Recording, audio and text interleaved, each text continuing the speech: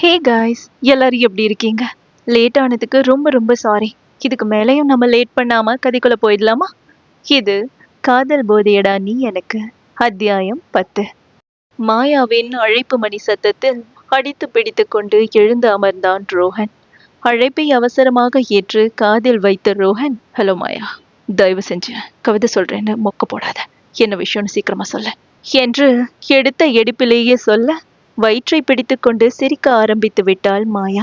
அவள் சிரித்ததில் கடுப்பானவன், மாயா, இப்போ எதுக்கு கால் பண்ண என்று பல்லை கடித்து கொண்டு கேட்க, ஐயய்ய, என்ன பேபி நீ லவர் கிட்ட பேசுற மாதிரியா பேசுற? என்ன பண்ற செல்லம், சாப்பிட்டியாமா? வெளியில போலாமா? இப்படியெல்லாம் வாயில வராதா? என்ன வளர்ந்திருக்கான் இவன் என்று மாயா சலிப்பாக கேட்டாள். ஷிட், என்ன பண்ற? சாப்பிட்டியா? ஓகே, போதுமா? இப்ப சொல்லு, எதுக்கு கால் பண்ண என்று ரோஹன் எரிச்சலாக கேட்க, என்று நொடிந்து கொண்டவள், இப்போவா எழுந்த பேபி?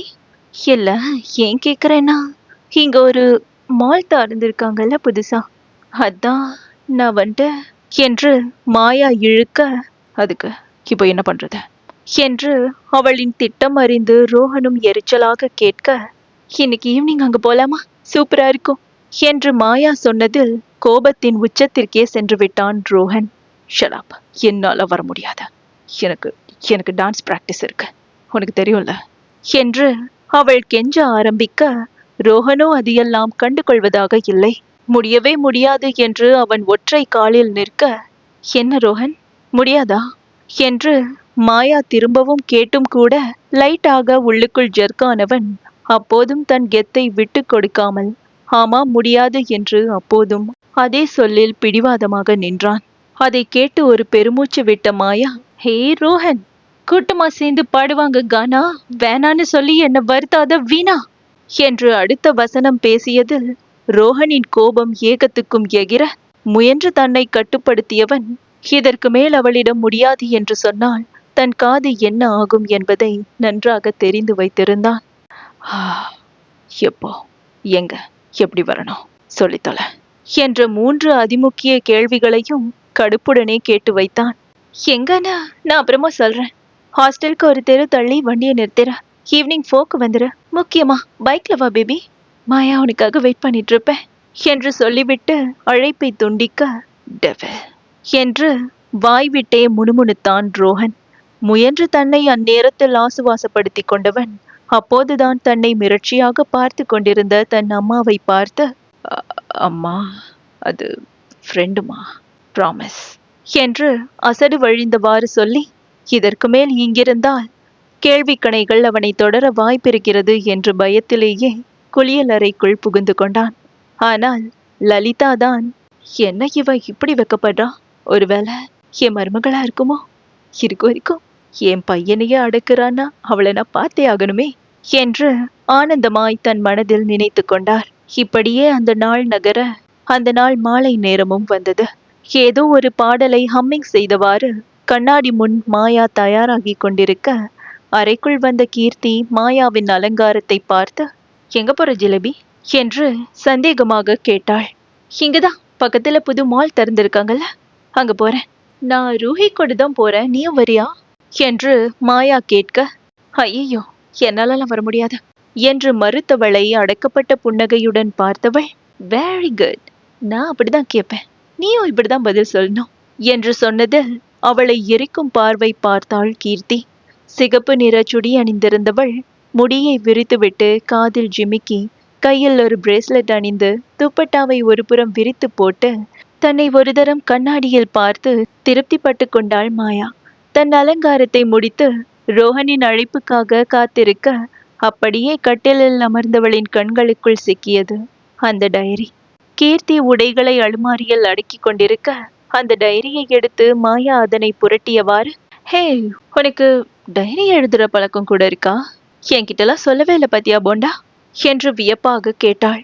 அதில் திடுக்கிட்டு திரும்பிய கீர்த்தி அவள் கையில் உள்ள டைரியை பிடுங்க ஓடி வர, ஹே, என்ன என்ன இருக்கு அதுல?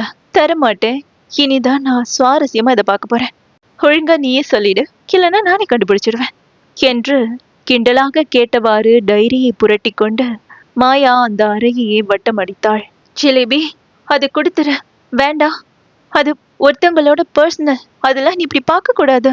ப்ளீஸ் ப்ளீஸ் டி, நான் கூட வேணா பப்ஜி விளையாடுறேன்.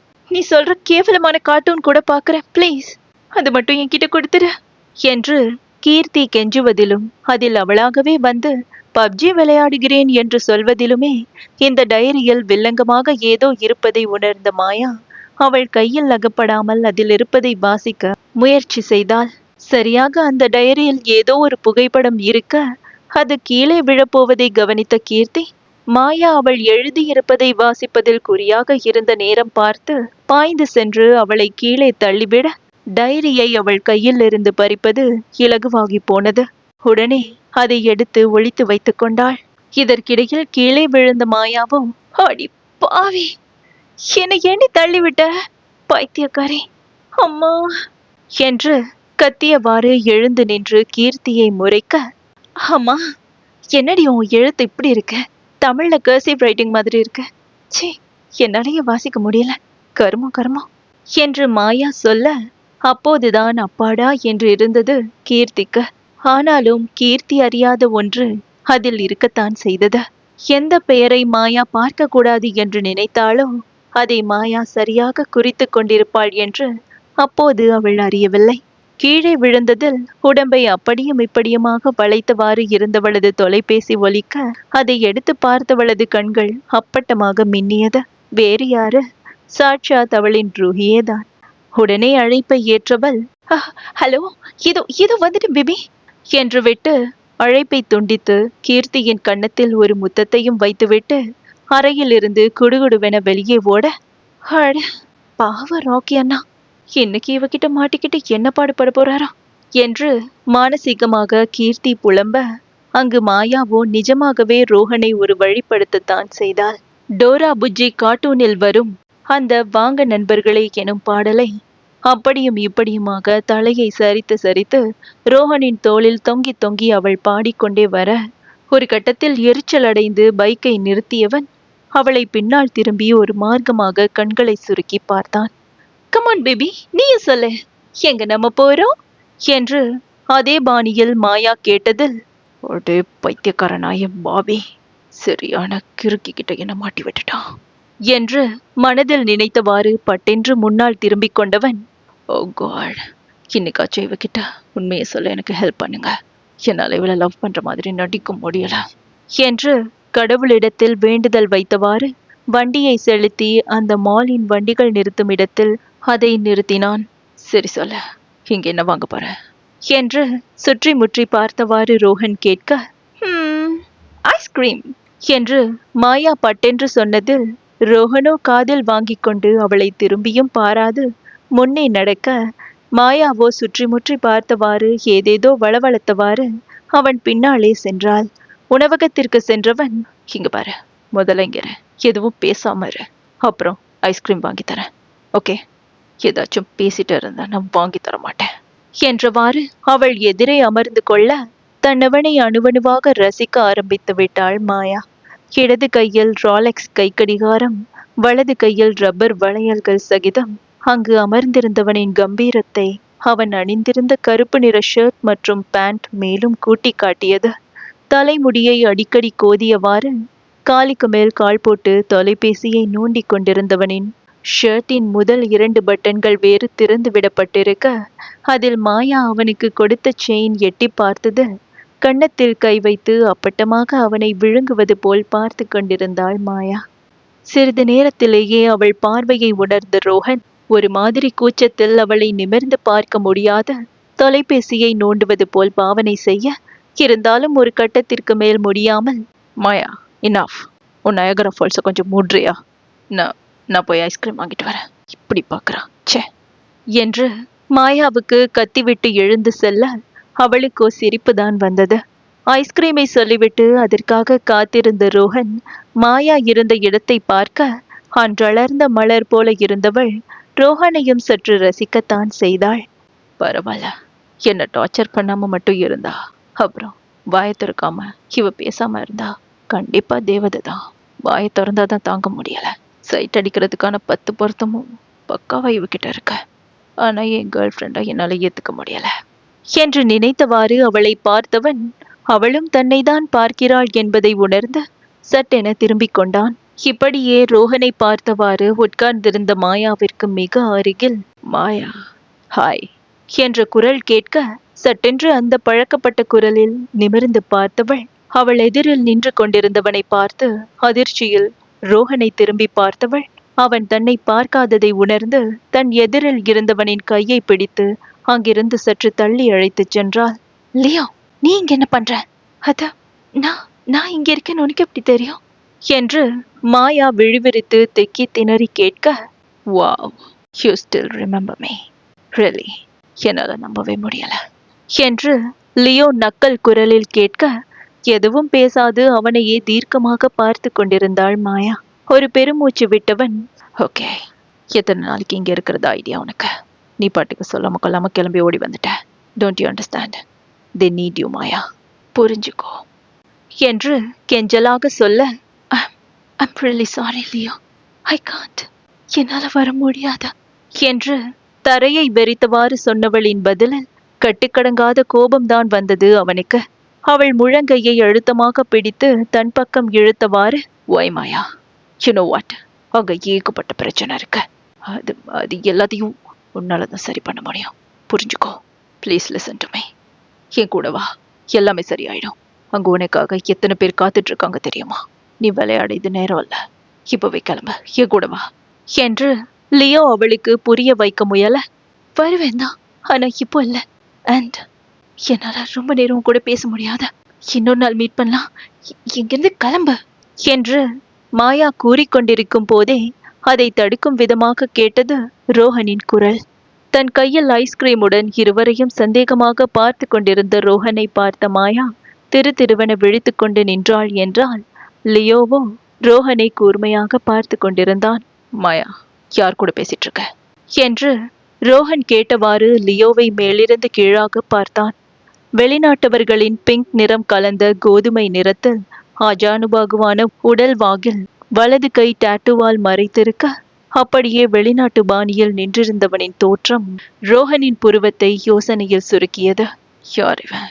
இவனை பார்த்தா நம்ம ஊர்க்கார மாதிரி இல்லையே, இவன் கூட இவளுக்கு என்ன பேச்சு என்று மனதில் நினைத்தவாறு ரோஹன் மாயாவை சந்தேகமாக பார்க்க ஏதோ வழிகாட்டுவது போல் பாவனை செய்தவள் விறுவிறுவென ரோஹன் அருகில் வந்து நின்று கொண்டாள். ரோஹனை யாரென்று புரியாது பார்த்த லியோ மாயாவை அழுத்தமாக ஒரு பார்வை பார்த்துவிட்டு திரும்பி நடக்க அந்த பார்வையே ரோஹனுக்கு சரியாக படவில்லை. அருகில் பெக்கவென விழித்தவாறு நின்றவளிடம், மாயா, யாரவன், உனக்கு தெரிஞ்சவனா என்று ரோஹன் கேட்க, இல்லல, அது இங்க அவங்க ஃப்ரெண்டை மிஸ் பண்ணிட்டாங்க போல, அவங்க ஃப்ரெண்டோட போனும் அவங்க கிட்டதான் இருக்கான், அதான் போட்டோ காமிச்சு என்கிட்ட கேட்டுட்டு இருந்தாரு. நான் அவங்க கிட்ட யாரையும் பார்க்கலன்னு சொல்லிட்டு இருந்தேன், அவ்வளவுதான் என்று சமாளிக்க அடுத்தடுத்தென்று வாய்க்கு வந்த பொய்யை அடுக்கிக் கொண்டே போனாள் மாயா. சலிப்பாக தலையை ஆட்டியவாறு சென்று அமர்ந்து கொண்ட ரோஹன் ஒரு ஐஸ்கிரீமை அவளிடம் கொடுத்து தானும் தனக்காக வாங்கி வந்ததை சாப்பிட ஆரம்பிக்க மாயாவோ மெதுமெதுவாக ஐஸ்கிரீமை சாப்பிட்டவாறு யோசனையில் தான் மூழ்கி இருந்தாள். இப்பவாச்சும் அவகிட்ட சொல்லிடு ராக்கி, உன்னால முடியும், come on come on, all the best, all the best, and எக்காரணத்து கொண்டோ இதை நிறுத்திடாத என்று தனக்கு தானே 1000 முறை உள்ளுக்குள் ஆல் தி பெஸ்ட் சொல்லிக் கொண்டவன், மாயா, நான் உன்கிட்ட அன்னைக்கு ஒன்று சொல்லணும்னு சொன்னேனே, அத இப்ப சொல்லட்டுமா என்று மெதுவாக ஆரம்பிக்க மாயா பதில் கூறாது அமைதியாக இருந்ததில் அவள் மௌனத்தை சம்மதமாக எடுத்துக்கொண்டு உண்மையை கூற ஆரம்பித்தான் ரோஹன். அது வந்து மாயா, அது என்று எப்படி சொல்வதென்று முதலில் தடுமாறி, நான் உன்னை லவ் பண்ணல மாயா, ஐம் சாரி, உன்கிட்ட பொய்யா பழகினதுக்கு ரொம்ப சாரி என்று படபடவென கூறிவிட்டு ரோஹன் கண்ணை மூடிக்கொள்ள எதிரில் ஒரு பதில் கூட இல்லை. என்னடாத, இந்நேரம் நம்மளை வச்சு கச்சேரியை நடத்திருப்பாளே, ஆனா எந்த ரியாக்ஷனும் இல்லை என்று நினைத்தவாறு ஒற்றை கண்ணை மட்டும் திறந்து ரோஹன் பார்க்க மாயாவோ முன்னாடி பார்த்தது போல யோசனையிலேயே இருந்தவாறு ஐஸ்கிரீமை மட்டும் சாப்பிட்டு கொண்டிருந்தாள். தேங்க் காட், நல்ல வேலை கேட்கல, இல்லைன்னா நம்மளை பங்கம் பண்ணிருப்பா. பேசாம தனியா இருக்கும்போது சொல்றது பெட்டர். இப்படி எல்லார் முன்னாடியும் அசிங்கப்பட வேணாம் என்று நினைத்தவன் கதிரையில் சாய்ந்தவாறு, நான் பேசுறது கூட கேட்காத அளவுக்கு யோசனையில இருக்கா. ஆனா இந்த ஐஸ்கிரீமை மட்டும் விட மாட்டேங்கிறா. தின்னி மாடே, காரியத்துல கண்ணாதான் இருக்கா என்று உள்ளுக்குள் கடுப்புடன் நினைத்து கொண்டான்.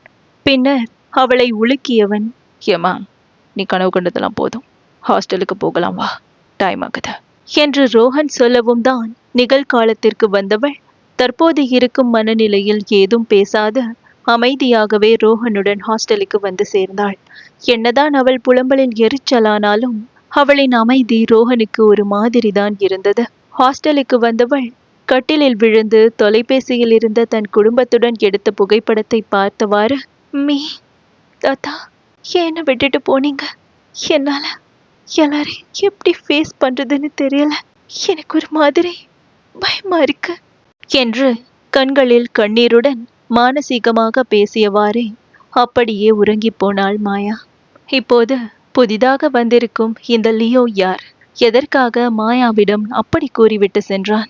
அனைத்தையும் மாயா தன் உற்ற தோழியிடமிருந்தும் ரோஹனிடமிருந்தும் மறைப்பதற்கு காரணம் என்ன?